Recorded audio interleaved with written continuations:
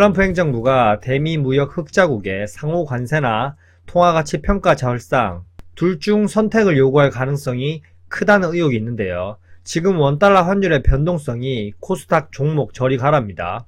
이렇게 변동성이 심해지면 내수, 수출 모든 상황에서 불안해지고, 그렇게 되면 한국이 통화정책을 결정하는데도 주춤할 수밖에 없는 게 현실이고요. 근데 한국은행은 또 금리 인하를 얘기하고 있는 게 참 대단합니다. 무튼 미국의 무역 적자 해소를 위한 1단계 무기가 관세였다면 2단계 무기는 이제 환율입니다. 결국 무역 수지 적자, 재정 적자 해소를 통해서 감세 정책을 시행하고 각종 규제 완화를 통해서 미국을 더욱더 위대하게 만들어야 되거든요. 최근 환율이 하루 만에 전일 대비 40원 이상 급락하면서 1370원 아래로 내려갔다가 다시 또 20원 급등하면서 1390원대입니다. 이렇게 환율이 급락, 급등을 반복하는 게 정상적인 상황은 아닙니다. 환율이 이렇게 변동하는 것에 대해서 여러가지 추측이 난무하고 있는데요. 일각에서는 AI 투자에 대한 낙관론으로 한국과 중국, 미국, 빅테크 기술주 강세로 인해서라고 얘기하는 사람들도 있고요. 또 이제 한 달 뒤에 대선으로 인해서 국내 정치 리스크가 해소될 거라는 기대감도 있고요. 또한 시장이 연준의 금리 인하 가능성에 베팅하면서 달러 대비 원화가 강세가 되는 효과가 있다고 말하고 있고요. 지금 달러 인덱스 대비 원달러 환율이 강세이기 때문에 언제든지 내려와도 이상하진 않습니다. 하지만 이렇게 하루 만에 급등락을 반복하는 건 문제가 있는 거죠. 시장에서 예상하는 가장 결정적인 건 대만 달러 강세와 연관이 큽니다. 최근 대만 달러 가격이 이례적으로 초급등을 했습니다. 역사적으로 몇 번 볼 수 없는 수치고요. 급등한 여러가지 이유 중에서 몇 가지를 살펴보면요. 렛츠고! 첫 번째는 미중 무역 협상 기대감입니다. 미중 무역 분쟁 완화 기대감이 생기면서 위안화가 강세, 그리고 위안화와 연동되는 원화 강세, 그리고 대만 달러 강세도 연관성이 있는 거죠. 결국 중국의 성장, 그리고 회복 기대는 중국 자산 수요를 높이고 달러를 팔고 위안화 수요를 높이면서 강세로 이어진다는 거고, 위안화 강세가 되면서 원화 강세, 대만 달러도 강세가 된다는 거죠. 이런 흐름으로 인해서 미국 국채 10년물도 다시 오르는 겁니다. 그리고 미국 국채 30년물도 다시 또 올랐던 거고요. 채권을 팔아서 중국 자산을 사니까 위안화 수요가 증가하고 결국 달러 약세, 위안화 강세, 대만 달러 강세 흐름이 되는 거죠. 어쨌든 위안화와 대만 달러, 원화는 동반 강세가 되고, 적당한 강세는 우리나라 시장에 긍정적인 시그널은 확실한데요. 우려되는 부분이 있습니다. 바로 원화 평가 절상에 대한 이야기입니다. 최상목 경제부총리, 정말 나쁜 사람인데요. 베센트 미국 재무장관과의 면담에서 환율 정책은 별도로 논의하자, 이런 제안을 받았는데 이건 트럼프 의도가 명확하게 보이는 겁니다. 시장 논리에 맡기는 게 아니라 미국이 원하는 건 한국 원화 가치 상승, 즉 원화 절상입니다. 1985년 플라자 합의 상황과 현재 경기 동향이 많이 다르긴 하지만 어쩌면 플라자 합의 시즌2가 될 수 있다는 우려도 존재하는 거고요. 그럼 잠깐 여기서 원화 절상과 절하가 뭔지 모르시는 분들이 계시니까 간단히 알아보겠습니다. 결론적으로는 원화가 강해졌다는 건데, 예를 들어서 보시면 원화 절상은 원화 가치가 상승했다는 말이고 1달러당 원화 환율이 낮아졌다는 말입니다. 1달러를 사기 위해서 1,400원이 필요했다면 이제는 1,000원이 필요하게 된다는 거죠. 그리고 원화 절하는 원화 가치가 하락했다는 거고 1달러당 원화 환율이 높아졌다는 겁니다. 1달러를 사기 위해서 1,000원 하던 돈이 이제 1,400원이 된 거죠. 원화 절상이 되면 수출 기업은 가격 경쟁력을 잃게 됩니다. 그렇게 되면 수출 감소 우려가 생기고요. 달러 수익도 당연히 줄어들고, 안 그래도 외환 보유고 계속 소진 중인데 다시 채워 넣기가 힘들게 됩니다. 반면에 수익 기업은 원자재 수입 비용이 싸지는 효과가 생기니 좋을 수가 있는데요. 궁극적으로는 한국은 수출로 먹고 사는 나라입니다.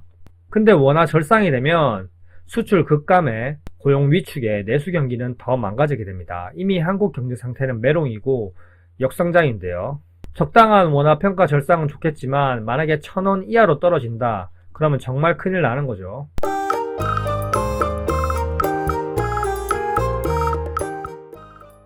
그리고 두 번째는 대만 보험사들의 환해지 해소 움직임인데요. 대만 역시 한국과 비슷하게 수출에 의존하는 나라입니다.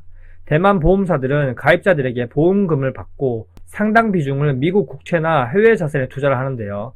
문제는 뭐냐면 보유한 해외 자산, 특히 미국 국채 가격이 하락하면서 문제가 생겼고 여기에 달러도 약세가 되니까 이중으로 상황이 안 좋아진 거고요. 대만 보험사들 입장에서는 보험금이 녹아서 사라질 수 있으니까 대응이 필요했고, 그리고 대만이 미국과의 무역 협상 과정에서 대만 정부가 환율 하락을 보이지 않는 협상 카드로 사용했을 경우도 우려했고요. 리스크를 우려해서 달러를 팔고 대만 달러를 매수하는 해치를 했고, 이런 현상이 계속적으로 퍼지면서 환율이 급등했다는 얘기가 있고요. 그리고 세 번째는 달러 약세와 달러에 대한 불신인데, 첫 번째 표면적인 이유와 비슷합니다. 미국 경기 둔화가 예상되면서 금리 인하 기대감도 생기고 관세로 인해서 달러에 대한 글로벌 수요도 감소하고 결국 달러에 대한 불신이 커진 거죠. 그리고 네 번째가 가장 유력한데요. 트럼프의 환율 개입입니다. 시장은 대만 정부가 무역 협상을 유리하게 이끌기 위해서 대만 달러 강세를 일부러 용인했을 것이라는 합리적 의심을 하고 있습니다. 대만 측은 협상에서 환율 논의나 중앙은행 참여가 없다고 얘기를 했지만 미국 측에 통화 절상 요구서를 부인했지만 시장은 믿지 않고 있습니다. 결국 표면적인 이유는 미국 무역 협상 기대감인데요. 실제로는 4번 정치적 영향이 더 컸다고 생각이 됩니다.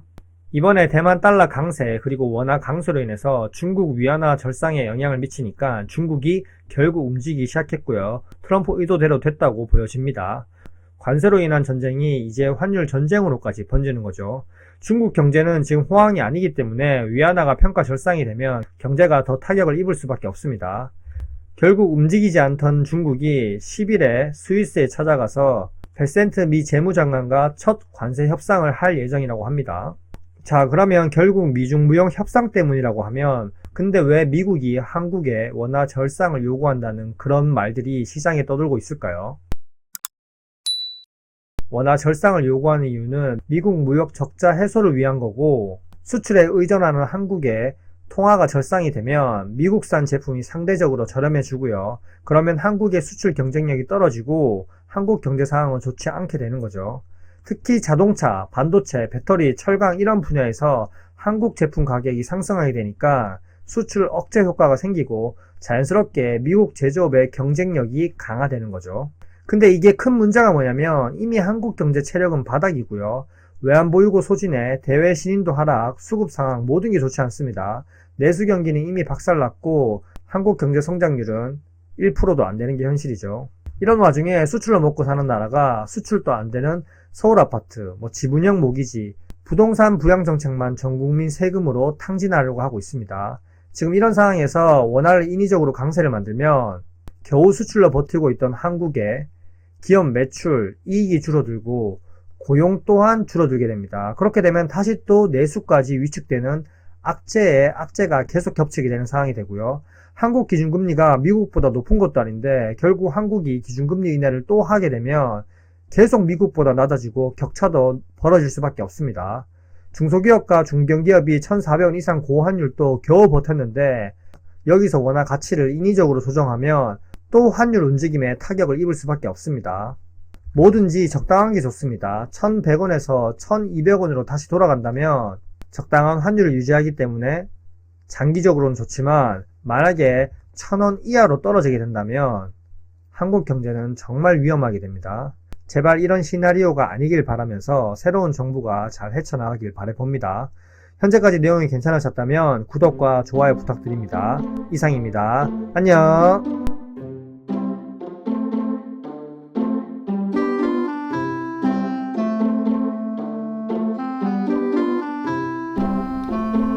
Why